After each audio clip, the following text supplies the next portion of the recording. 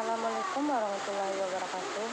Perkenalkan, nama saya Putri Adriani dengan NIM 2119078 dari PAI 3B, yang mana pada kesempatan kali ini saya akan melakukan tugas terstruktur dari makul manajemen pendidikan, yaitu ujian akhir semester saya dengan dosen pengampu Ibu Siti Rahmana. Nah, ada 5 soal yang beliau berikan. Baiklah, saya akan menjawab soal yang pertama, yaitu pendidikan di Indonesia terkesan lebih mengedepankan teoritis daripada aplikatif. Tampaknya peserta didik lebih banyak menghafal materi saja. Nah, menurut saudara, bagaimanakah sistem manajemen pendidikan yang seharusnya diberikan kepada peserta didik, sehingga mereka tidak hanya mampu memahami materi secara komprehensif, tetapi juga mengaplikasikannya dalam kehidupan yang nyata. Nah, untuk pendidikan yang ada di Indonesia memang lebih terkesan teoritis ataupun mengedepankan menguasai materi daripada pengaplikasiannya di kehidupan sehari-hari. Oleh karena itu, sebaiknya bagaimanakah sistem manajemen pendidikan yang seharusnya diberikan kepada peserta didik, yaitu sebagai seorang pendidik ataupun sebagai lembaga, yaitu peserta didik harus dapat menguasai materi tersebut, baik itu secara teoritis maupun aplikasi. Tidak hanya membebankan ataupun tidak hanya memberikan suatu materi saja, tetapi peserta didik juga harus dituntut dapat mengaplikasikan pendidikan tersebut. Seperti setelah memberikan tugas, peserta didik juga bisa diberikan suatu teori, juga bisa disuruh untuk menganalisis suatu masalah itu tersendiri. Maka dari itu, pendidikan yang sebaiknya diberikan untuk meningkatkan manajemen pendidikan itu ialah mahasiswa ataupun peserta didik dapat mengembangkan atau dapat mengaplikasikan materi pendidikan itu tersendiri, tidak hanya menguasai pada bidang teoritis saja, tetapi pengaplikasiannya. Sebagai seorang, apalagi di kurikulum 2013, peserta didik dipacu ataupun diharuskan untuk lebih aktif memahami dari pendidikan itu tersendiri. Nah, soal yang kedua yaitu kualitas pendidikan di Indonesia masih belum merata. Menurut saudara, kenapa hal ini masih saja terjadi? Gambarkan dengan konsep berpikir yang sistematis. Baiklah, untuk pertanyaan kedua yaitu kualitas pendidikan di Indonesia masih belum merata. Menurut saudara, kenapa hal itu masih terjadi?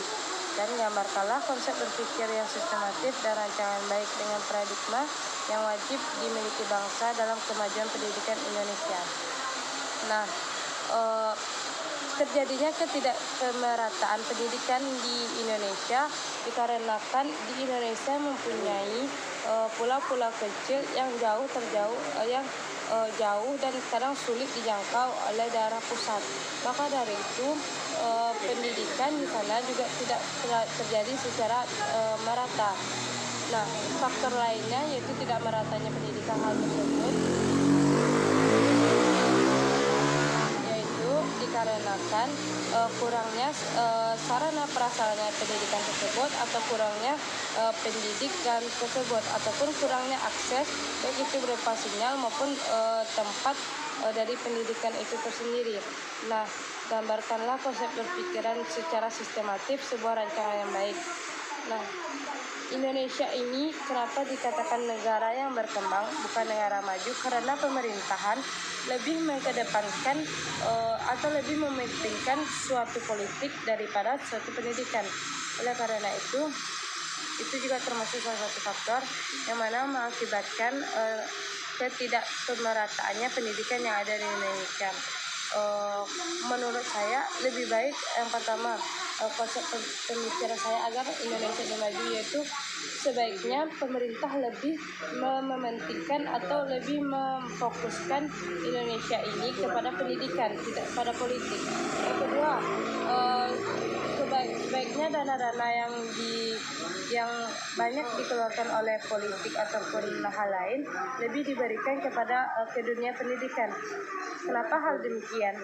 Apabila suatu pendidikan tersebut telah memiliki kualitas pendidikan yang tinggi, telah mendapatkan pendidikan yang baik, atau peserta bangsa Indonesia mempunyai pendidikan yang berkualitas, maka dengan hal tersebut banyaknya yang akan bisa dikembangkan dalam pendidikan itu tersendiri, baik itu dalam bidang politik, sosial, kesehatan, maupun dalam bidang kemajuan Indonesia.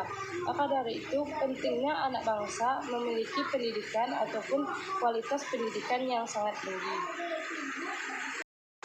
Baiklah, untuk soal nomor 3 yaitu gambarkanlah dengan konsep berpikir yang progresif dan inovatif tentang hubungan lembaga pendidikan dengan masyarakat, sehingga pendidikan di Indonesia berperan penting dan menghasilkan SDM yang berkualitas terhadap pembangunan dan kemajuan bangsa ini.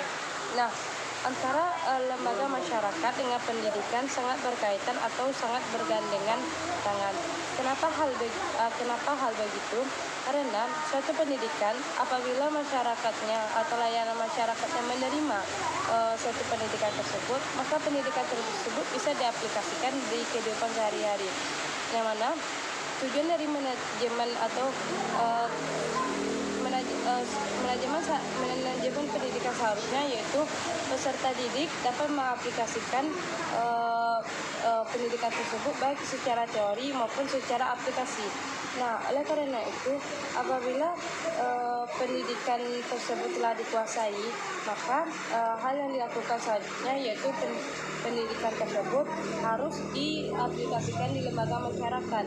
Nah, apabila telah bisa diaplikasikan ke lembaga masyarakat dan akan terciptanya suatu kualitas pendidikan yang baik. Nah, dalam hal ini apabila peserta didik atau bangsa Indonesia memiliki peserta didik yang memiliki pendidikan yang berkualitas, secara tidak langsung akan meningkatkan pembangunan dan kemajuan bangsa ini, baik itu dari segi politik, kesehatan maupun kemajuan dari bangsa ini. Oleh karena itu begitu pentingnya kaitan masyarakat dengan lembaga pendidikan ini, karena dalam lembaga pendidikan lebih mengedepankan suatu teori. Nah, sedangkan lembaga masyarakat merupakan untuk pengaplikasian dari teori pendidikan itu tersendiri.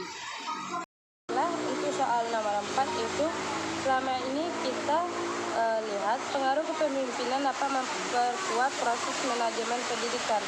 Hal itu tidak lepas dari visi dan misi yang disusun dilaksanakan yang baik. Namun ternyata ada juga seseorang pemimpin yang tidak memadukan visi misinya, hanya mengandalkan kekuatan kepemimpinan saja, tetapi berhasil juga dalam mewujudkan manajemen pendidikan yang bagus. Nah, bagaimanakah menurut pandangan saudara? Nah, dalam sebuah manajemen ataupun dalam sebuah lembaga pendidikan tersebut, perlunya adanya kepemimpinan untuk mengatur dan mengayomi sebuah pendidikan itu tersendiri.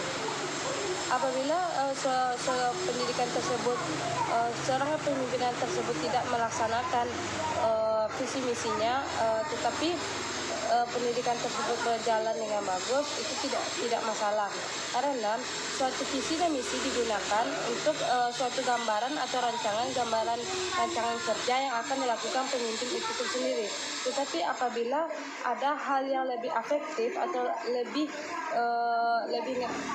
lebih tepat atau lebih efektif dalam pelaksanaan pendidikan tersebut, walau tidak sesuai dengan visi dan misi, tapi masih berdampak positif, maka tidak masalah, karena suatu manajemen pendidikan tersebut harus memiliki pengembangan inovatif, progresif yang tinggi agar suatu pendidikan tersebut bisa berkembang dengan baik dan berada pada kualitas pendidikan yang baik.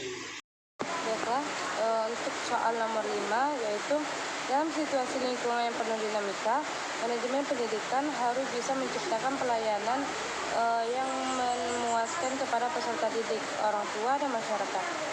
Lalu bagaimana dengan kondisi pendidikan yang sekarang ini yang mengharuskan kegiatan belajar daring, dan masalah utamanya adalah kesulitan mendapatkan sidang. Alhasil, peserta didik tidak bisa belajar maksimal, sementara pemerintahan pun sudah mengupayakan bantuan kuota internet. Padahal salah satu prinsip dari subversi pendidikan adalah bukan mencari kesalahan tetapi mencegah kesalahan. Sebagai orang yang baik, sebagai orang yang terdidik, bagaimanakah pandangan saudara mengenai hal ini? Dan apa yang bisa saudara kontribusikan melalui pemikiran saudara bahwa saat orang bersamaan dengan kondisi pandemi ini, pendidikan masih bisa bersaing secara efektif dalam konteks lokal, nasional, bahkan global. Nah, dalam hal ini, apabila yang terjadi permasalahan utama dalam masa pandemi ini dalam pendidikan itu masalah masalah sinyal. Nah, banyak rekan-rekan saya, terkhususnya saya sendiri, yaitu sering mendapatkan kesalahan sinyal dalam suatu pendidikan, proses pembelajaran. Oleh karena itu, untuk itu, dalam hal ini kita tidak bisa menyalahkan pemerintah saja atau pemimpin yang di atas. Karena itu, sebagai peserta didik kita juga harus bisa berpartisipasi dalam masa pandemi ini. Harus bisa mencari sinyal itu tersendiri. Bagaimana cara kita bisa untuk kuliah? Seperti halnya pada kuliah tatap muka, apabila lokasi rumah kita berjauhan, bahkan ada yang dari luar Sumbar pergi kuliah ke Bukit Tinggi untuk mendapatkan pendidikan itu tersendiri, yaitu adanya pengorbanan dalam mendapatkan pendidikan itu sendiri.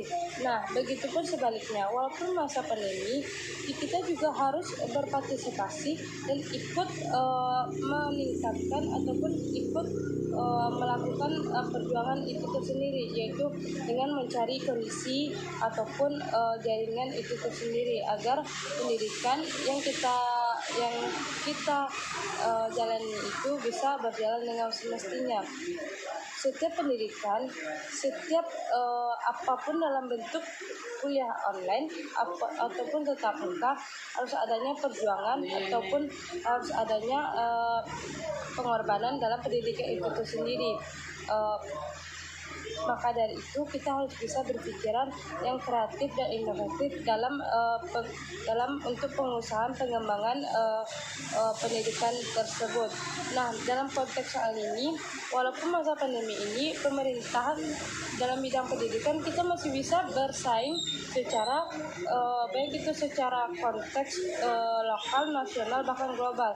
Karena pada dasarnya pendidikan tersebut telah dilakukan secara pemerataan, dilakukan secara global, secara daring.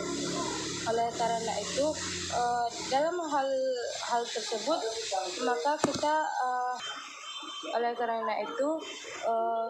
maka di Indonesia masih bisa bersaing dalam pendidikan, karena sekarang telah pemerataannya suatu pendidikan itu dilakukan secara daring. Nah, sebagai bangsa Indonesia ataupun rakyat Indonesia, kita juga harus bisa mengembangkan sikap progresif, inovatif dalam suatu pendidikan itu sendiri, agar pendidikan di Indonesia bisa lebih meningkatkan kualitasnya dan mutunya.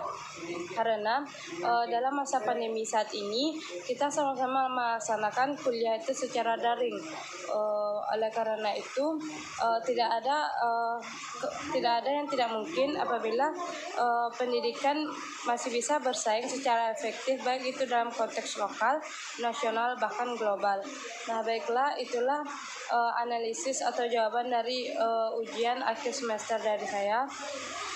Terlebih dan terkurang saya mohon maaf. Assalamualaikum warahmatullahi wabarakatuh.